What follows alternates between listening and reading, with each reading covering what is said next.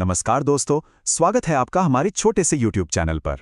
मैं हूं आपका होस्ट और आज हम 9 जनवरी 2026 के सबसे ज़रूरी करंट अफेयर्स को बहुत गहराई से समझने वाले हैं। तो इससे पहले कि हम शुरू करें, एक छोटी सी गुजारिश है। अगर आप हमारे साथ जुड़े रहना चाहते हैं तो चैनल को सब्सक्राइब जरूर कर लीजिए, इस वीडियो को लाइक कर दीजिए और हाँ, कमेंट्स में हमें बताइए कि आपको ये कैसा लगा। इस पूरी क्लास की PDF आपको हमारे टेलीग्राम चैनल अपना ऑडियो बुक पर मिल जाएगी। लिंक नीचे डिस्क्रिप्शन में है। अच्छा, आज की खबरों में गोता लगाने से पहले चलिए एक नज़र डालते हैं कि हमने पिछली क्लास में क्या क्या कवर किया था। हमने भारत पाकिस्तान के बीच कैदियों की लिस्ट के आदान प्रदान पर बात की, मध्य प्रदेश में बाघों की मौत के चिंताजनक आंकड़ों को देखा, ब्रिक्स की अध्यक्षता जो भारत को मिली है उस पर चर्चा की, लखनऊ में खुली पहली ब्रेन लाइब्रेरी के बारे में जाना और RK रामकुमार को मिले संगीत कलानिधि पुरस्कार को भी समझा था। तो आज का हमारा सफ़र कैसा रहेगा? ये रहा आज का रोड मैप।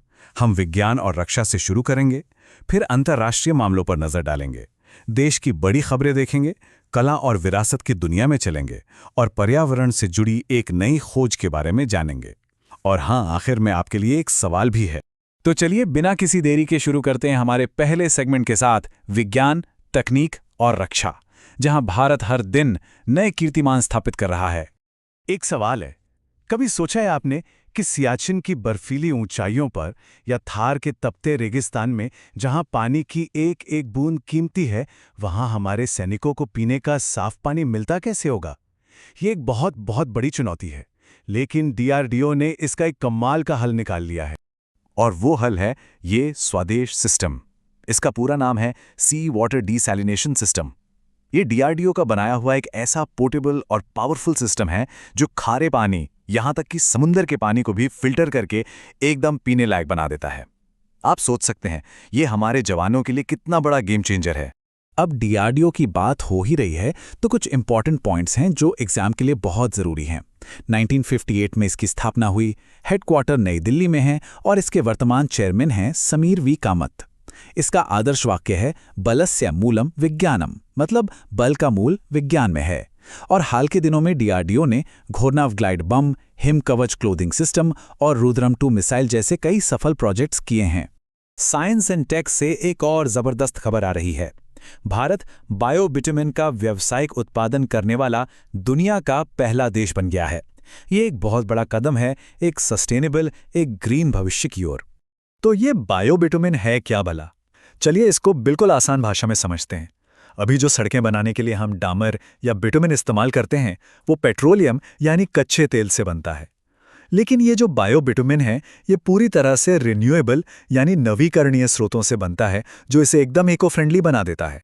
इसे बनाने के लिए वनस्पति तेल, फसलों का बचा हुआ हिस्सा जिसे पराली कहते हैं, और लकड़ी जैसी चीज़ों का इस्तेमाल होता है।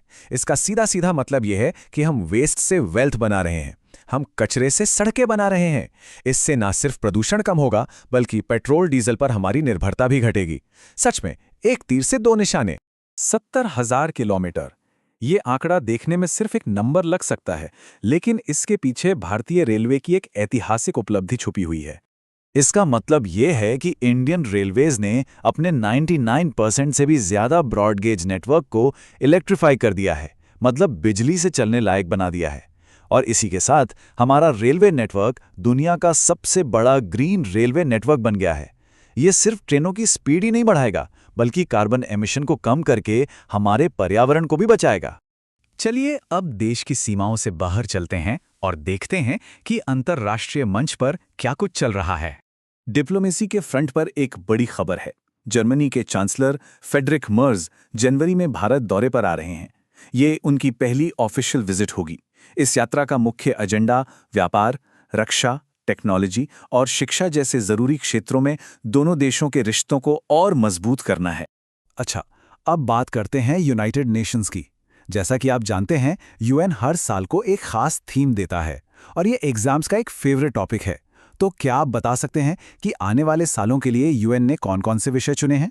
तो देखिए, 2023 तो भारत के कहने पर बाजरा वर्ष था। 2024 को कैमेलिड्स यानी ऊंट परिवार के जानवरों के लिए समर्पित किया गया था। अब 2025 का साल 3 बड़े विषयों पर फोकस करेगा: सहकारिता, क्वांटम साइंस और ग्लेशियरों का संरक्षण। और जो आने वाला साल है 2026, उसे अंतर्राष्ट्रीय चारागाह और पशुपालक वर्ष घोषित किया गया है, ताकि इन जरूरी इकोसिस्टम्स पर दुनिया का ध्यान जाए। चलिए अब वापस अपने देश भारत आते हैं और नजर डालते हैं कुछ बड़ी राष्ट्रीय खबरों पर हमारे राष्ट्रीय परिदृश्य सेगमेंट में।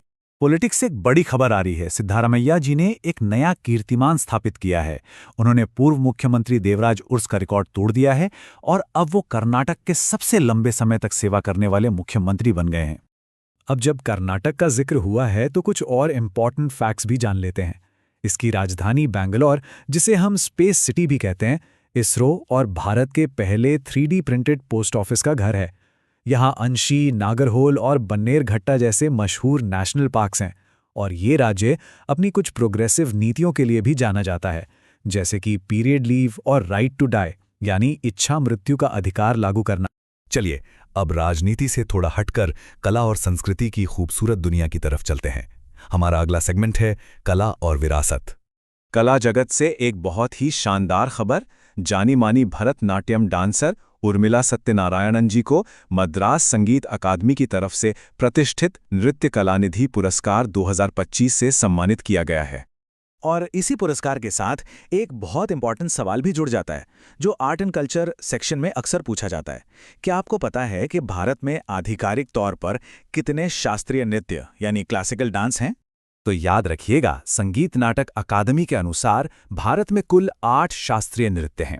ये हैं भरतनाट्यम, कथक, कथकली, कुचिपुड़ी, ओडिसी, मणिपुरी, मोहिनी अट्टम और सत्रिया। ये 8 नृत्य हमारी संस्कृति की विविधता और समृद्धि को दर्शाते हैं। अब चलिए टाइम ट्रैवल करके सीधे चलते हैं इतिहास के पन्नों में, जहां से एक बहुत ही रोमांचक खोज सामने आई है। पाकिस्तान में तक्षशिला के पास करीब 2000 साल पुराने कुषाण काल के सिक्के मिले हैं।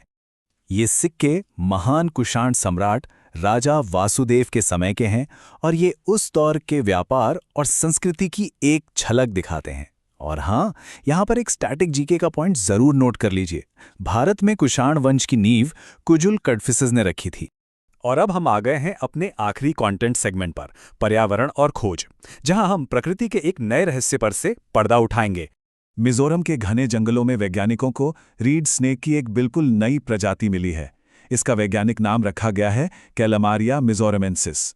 इस खोज को जूटेक्सा नाम के प्रतिष्ठित इंटरनेशनल जर्नल में भी छापा गया है। और अच्छी बात यह है कि IUCN ने इसे कम चिंताजनक यानी लीस्ट कंसर्न की कैटेगरी में रखा है। तो ये थी आज की हमारी डिटेल्ड चर्चा। हमने साइंस से लेकर हिस्ट्री तक हर टॉपिक को गहराई से समझा। लेकिन अब बारी है आपके ज्ञान को परखने की, हमारे आज का सवाल सेगमेंट के साथ। तो आज का सवाल आपकी स्क्रीन पर है। भारतीय सैन्य अकादमी यानी IMA देहरादून से ग्रेजुएट होने वाली पहली महिला अधिकारी कौन थीं? इसका जवाब ढूंढिए और नीचे कमेंट्स में हमें जरूर बताइए। हमें आपके जवाबों का इंतजार रहेगा। हमारे साथ जुड़ने के लिए आपका बहुत बहुत धन्यवाद और अगली बार तक सीखते रहिए।